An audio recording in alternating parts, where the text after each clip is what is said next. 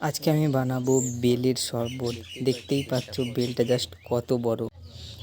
বেলটা এতটাই বড় যে একটা হাতে ধরা যাচ্ছে না।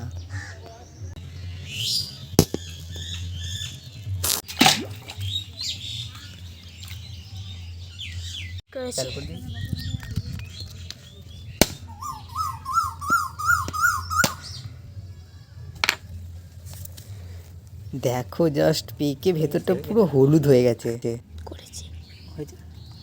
এবার আমি ভালো করে পুরো শাঁসটা বার করে নেবো। একটা বেলের অর্ধেকটা আমি নিয়েছিলাম, অর্ধেকটা থেকে পুরো শাঁসটা বার করে নিচ্ছি। পুরো শাঁসটা ভালো করে চেঁচে চেঁচে বার করে নেবো।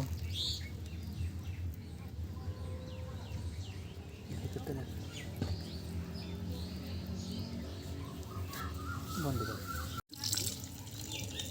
গ্লাসটা দেখা গেল তো বন্ধ।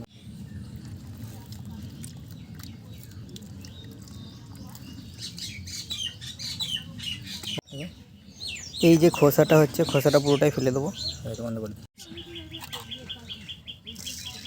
এখন মিশিয়ে নেব কিছুটা চিনি,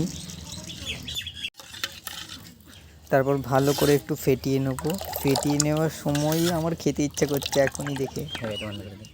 চলো, একটা কাঁচের গ্লাস নিয়ে ভালো করে গ্লাসে ঢেলে নেব।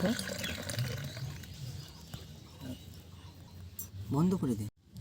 ওপরে একটু তুলসী পাতা দিলাম। তো খেয়ে দেখা যাক কেমন লাগে। জাস্ট অসম হয়েছে।